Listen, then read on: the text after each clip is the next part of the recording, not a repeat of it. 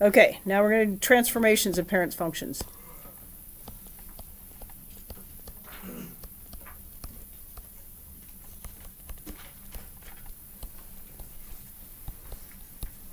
So if you don't know the parent functions, is it going to be difficult to do the transformations? All right. I'm not going to tell you what, but am I going to show you how, if you forget everything, if you remember this stuff, it makes it a lot easier and a lot faster. But am I showing you how to get what a parent function looks like just using the, like, my favorite numbers, -2, -1, 0, 1, and 2, if you plug them in appropriately, can you do a quick graph of it and get a feel for what the parent function looks like? And then we need to do transformations of them. And you learned this last year, and it's just the formula, y equals a, which is the vertical stretch and the reflection, some function of x, right? And then there's some constant b, x minus c plus d, right? So let's go through, let's just do little arrows to go through what this is. Does this shift it up and down? Okay. Does this shift it left and right? Right? This is shift, because shift is going to happen a lot. Shift happened all last year, and it's going to happen all this year. That's shift. And then what's B do? How long the waves are apart? This is going to either compress or stretch. So we'll just call this stretch. But what kind of stretch? This is horizontal stretch, right? Okay, I can't write.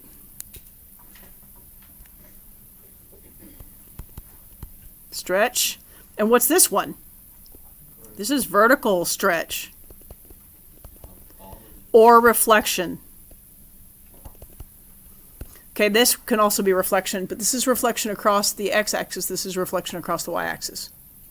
Right? Correct? Does everybody agree? Okay.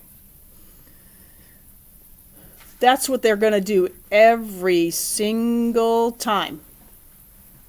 Okay, so that's the overall. So let's go through this slowly. We're going to attach the words to it. If we say y-intercept, does that mean you're looking at the vertical shift?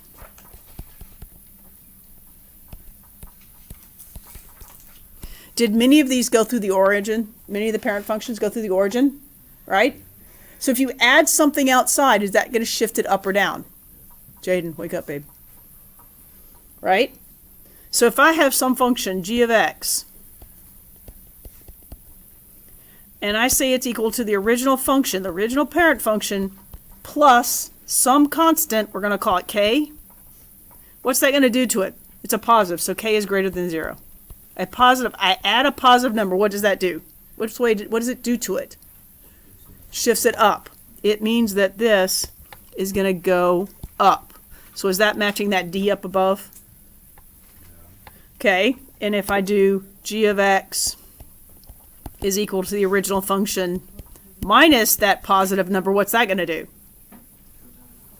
Does everybody see it's going to shift it down? Because that's saying you're subtracting d. You have a negative d. Right?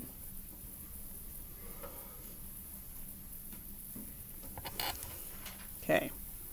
Then there's, what if we have horizontal shift?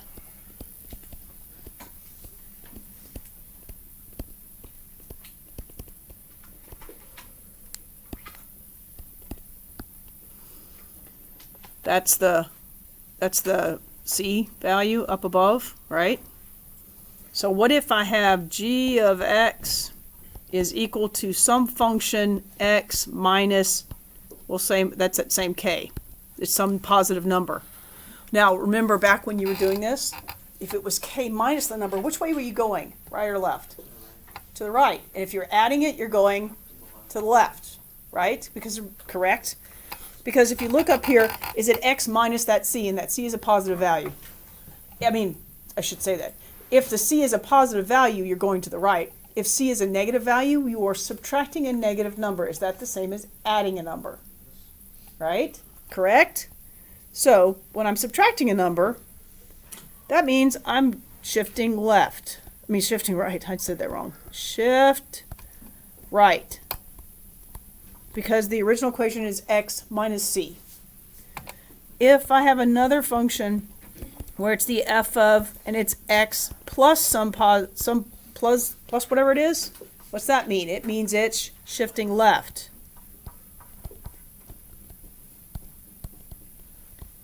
Everyone remember, is this coming back to you? No. Well, you've been too long. It's been too long for you, sweetheart. Okay, now there's reflection. Y'all need to do a little bit of that.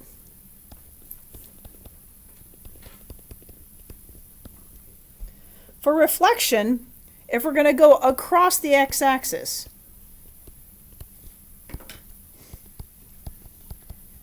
so let me draw a little graph like this. Suppose I have something up here, and I'm going to move it across it. What kind of shift is that? I mean, what kind of reflection? I went from up to down. Is that vertical movement? Is that a vertical change? So if it's vertical change, then it means it has to be all the way on the outside of the function. Anytime any operation is done, so let's look back way back up here. Notice anytime I'm doing anything outside of f of x, it's vertical. Anything inside f of x is horizontal. Notice a and d are outside the function. So that's vertical. Let me just make that clear for y'all. This is vertical.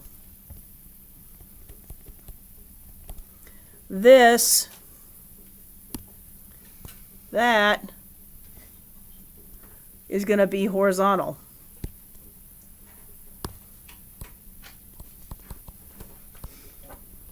Anything inside the parentheses for the function, inside the function is horizontal. Anything that's going on outside is vertical.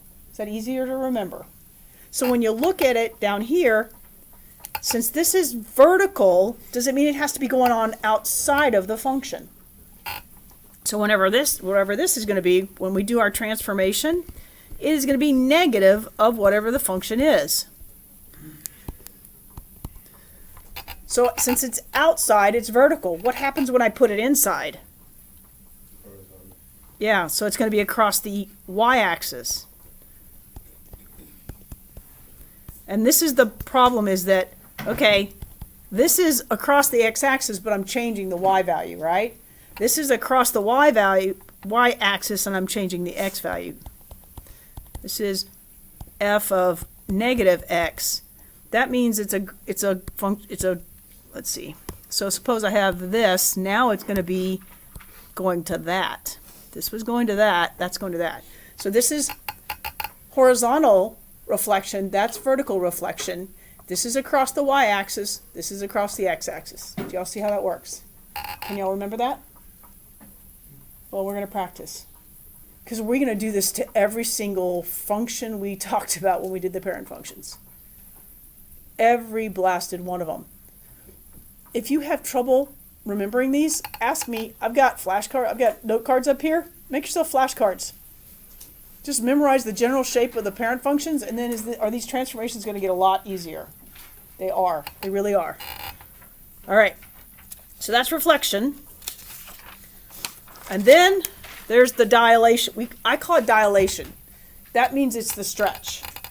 How much room have I got? Okay, I'm going to go to another page. Hang on a second. I forgot to do the... All right, here we go. Maybe. Where's its problem? Oh.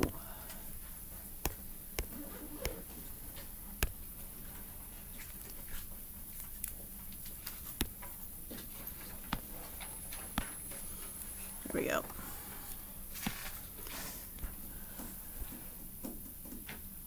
All right, now we got a dilation. That's the fancy, hang on, I want black. Dilation, yeah, wake up. If we're doing dilation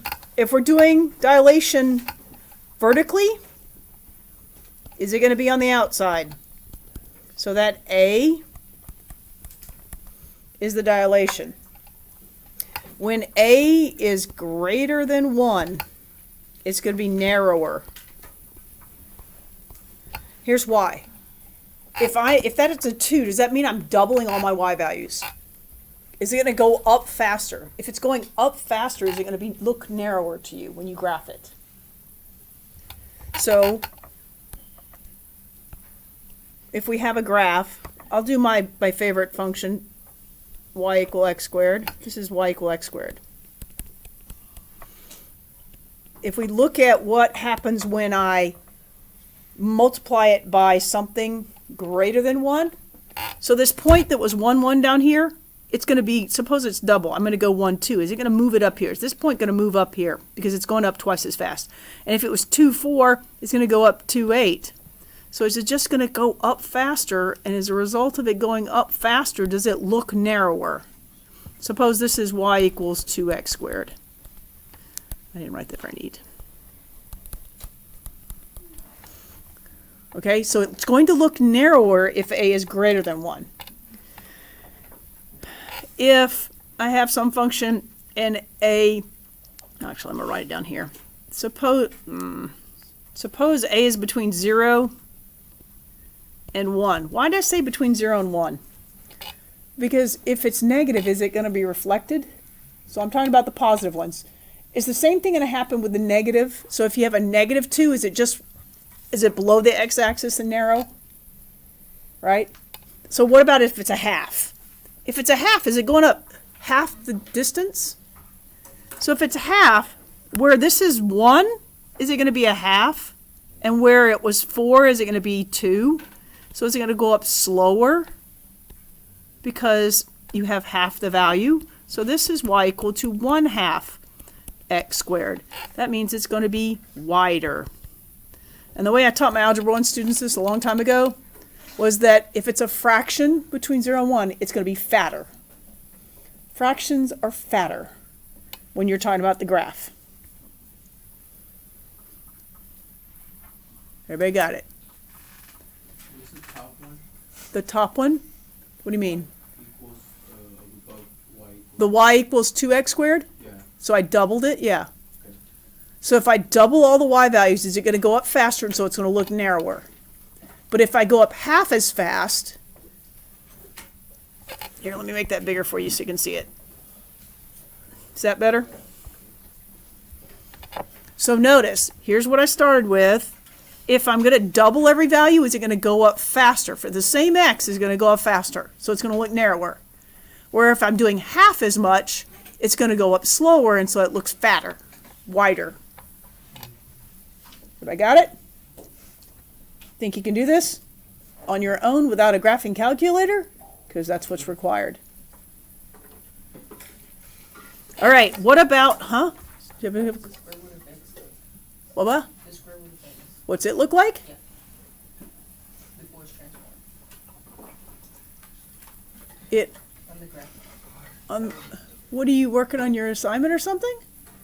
Can I finish the notes? This one. I know, can I finish the notes? Oh, sure. Yeah, sure, thanks. I can only imagine if people watching this video will just hear the random dial like that in the background. That's like their problem. Okay, here we go. Now, what happens if we're talking about g of x equal to something where I'm doing a dilation inside? Is that affecting the x? So remember how when we did trig functions, if it was 2 theta, if you doubled inside, does that mean you were going twice as fast, so you were drawing twice the graph in the amount of time? And if it was a fraction, it was going half the speed, so it was going to be wider. So did you notice that so far, everything inside has been opposite of whatever the outside is, right? When we were talking about shift, if you added a number to the outside, it shifted it up. But on the inside, if you added a number to x, it made it left, opposite of what you thought, right? Well, same thing here. So you know how with a vertical, if it's 2 on the outside, it makes it narrower, and if it's half, it makes it wider. Now, if it's 2, it makes it narrower, and a half, it makes it wider. because it's, you got to think about it's in terms of time. Is it happening twice as fast? So now, if A is greater than 1, it's going to be narrower. I did that wrong. No, I did that right. It's the same. It is narrower. Why was I thinking? Hang on. I'll think of why did I think it was opposite? I don't know why I thought it was opposite. It's the same. I'm being silly.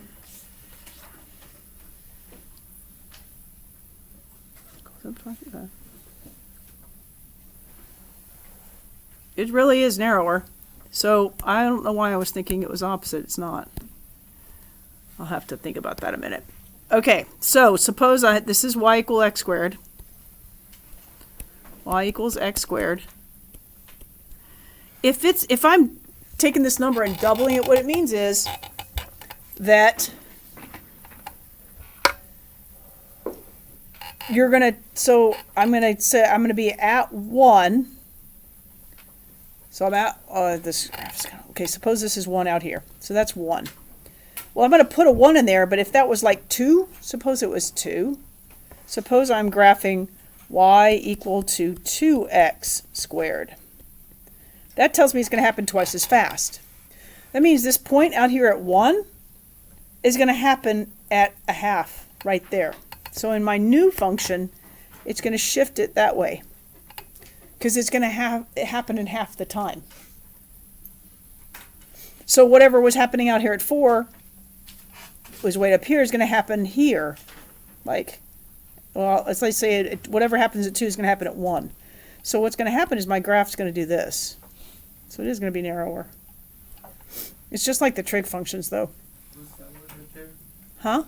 The red? No, the one. Y equals. Okay, this is going to be y equals 2x squared. Yeah, that one. Yeah, that one. That's the inside graph. It makes it narrower. It's just the same. It's the same. And if it is a fraction, it's going to make it wider again. So if I have 0, a1, it's going to be wider. So what's it look like? It means that whatever was happening, suppose that I'm graphing a half.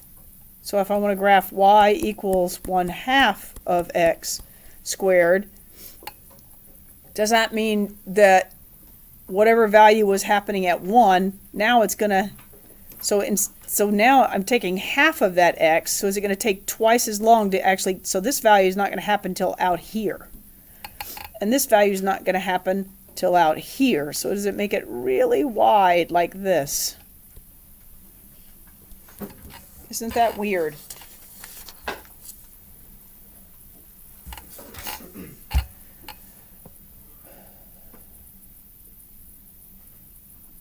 The last thing we're going to talk about, has everybody got this copied down now? You all caught up with me? Now the last thing we're talking about is absolute value. This is the last thing we have to do, and then y'all get to work. Absolute value. What does absolute value do? It means no matter what I do to my graph. Suppose I make a graph, and I graph something that does this. And I take that, so this is f of x. And it doesn't matter what function it is. If I change that, if I say g, oh, let me change colors. If I say g of x is equal to the absolute value of f of x, what's that going to do to all the pieces below the x-axis? Is it just going to flip them up? So does my new function become this?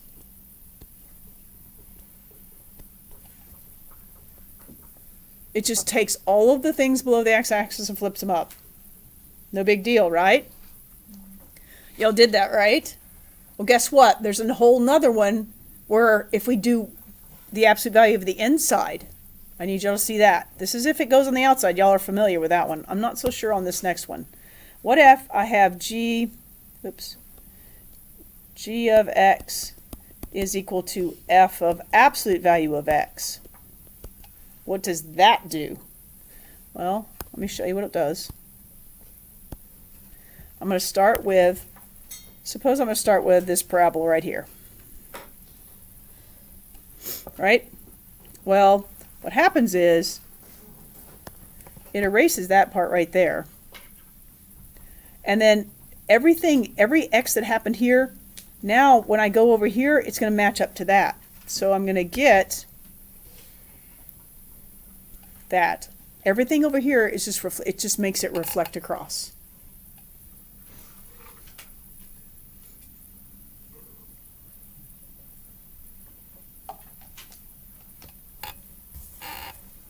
And that's all I need to show you. Y'all are now ready to do your work. That would be a great thing.